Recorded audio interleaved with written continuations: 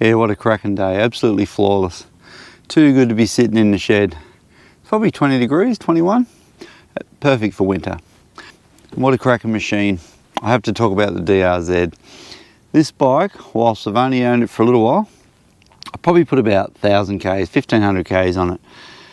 And I don't know where to begin with it. I'm so impressed by it. Pretty well anything you want to do with it, or where you want to take it, or load it up, or don't have it loaded up, no matter what sort of mindset you've got for a bike like this thing can do it. It's basically, it can become anything you want it to become. The DRZ, in its rudimentary form, is basically just a big farm bike, a big old school powerful farm bike. But once you start playing around, modifications, change things to suit, you can turn it into anything. And that's the reason why these things are turned into supermoto bikes. Guys just use them as road bikes. Dudes that set them up for adventure riding like I have. And you can leave it as a farm bike and just putt around. Keep it as basic as you want. So it's just, as a foundation, as a base, this bike in its format is just perfect. Amazing what can be done to it. Just up to what you want to do with it. So you could buy this bike in the most simplest form, brand new, for about 9,400 right away, is the cheapest I've found them. And in that configuration, it is basically low geared. It is just a brick outhouse of a bike, super tough, super simple. Suspension will be softish, not soft, but softish. It'll do everything this will do, but just not with the level of comfort or touring ability that you could get out of the bike. So you can either buy a bike like this brand new and just tinker away and fiddle and put things on it and get it how you want it, which is what a lot of people do. Or you can do what I did, which is buy one second-hand, like very late model second-hand, or low kilometre second-hand I should say. This one had 1,120 Ks when I bought it, so very low, just had the first service. And it came with the Technic suspension, front and rear, larger front sprocket, long range tank, comfort seat concept seat, bash plates, radiator guards. That's pretty well how it came. I put on the pannier racks and bags and the rear rack, which I'm probably going to update the bags fairly soon. They're okay, but there's better options out there, but we'll look at them later on. So buying one like this, set up and ready to go, just adding a few extra things, I probably saved $3,000 on buying a stock bike and turning it into this.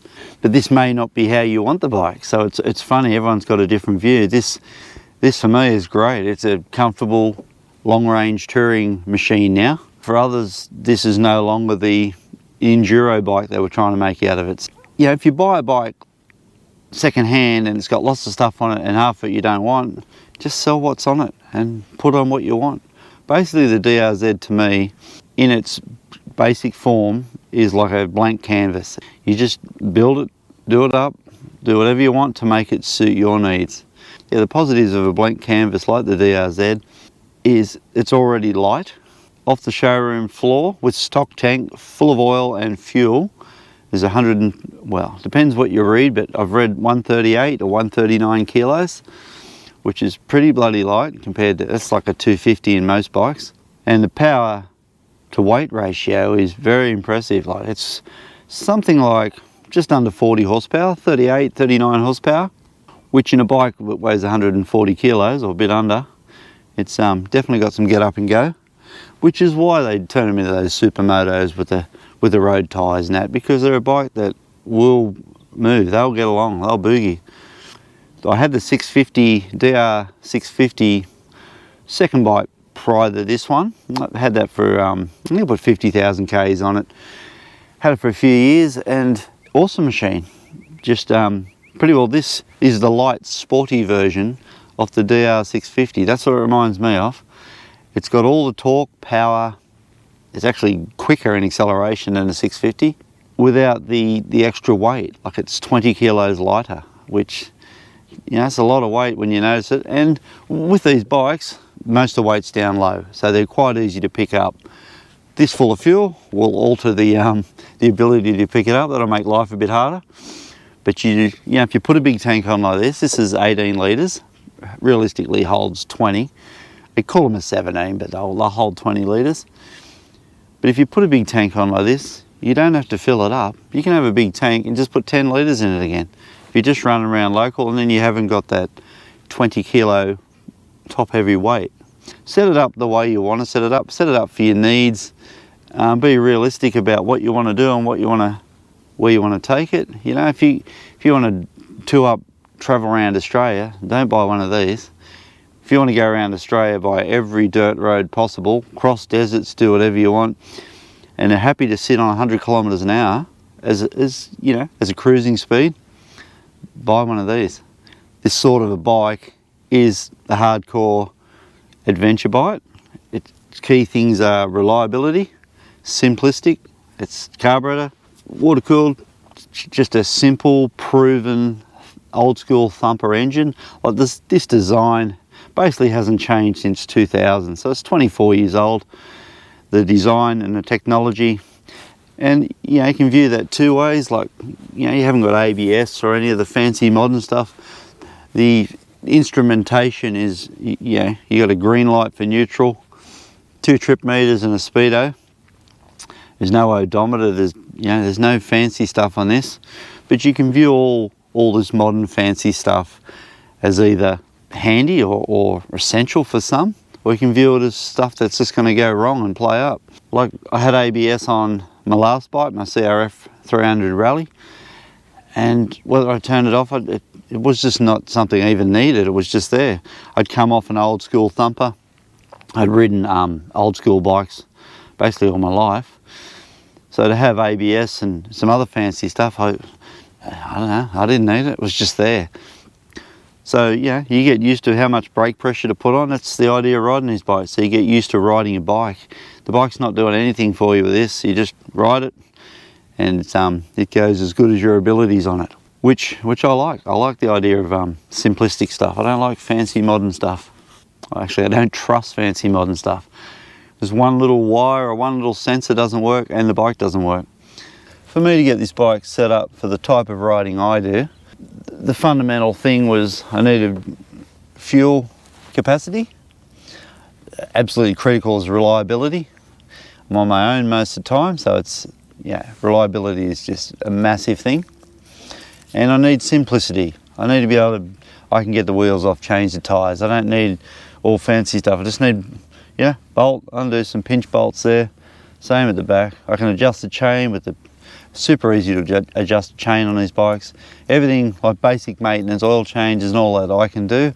And I've got no skills with the tools, just enough to get me out of trouble or in trouble, depending on how you view it. But yeah, so for me, the bike has to be set up for my style of riding, which is cruising.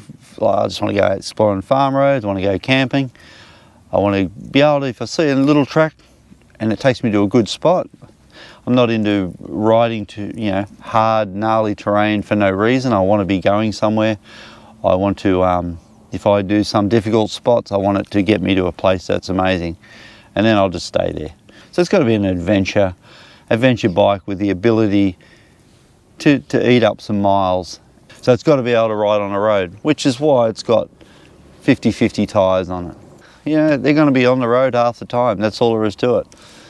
Set up with the long tanks, so if I do go camp in the back of nowhere, I don't have to have fuel anxiety. 400 k's to a full tank, 350 absolute guaranteed peace of mind for that amount of distance.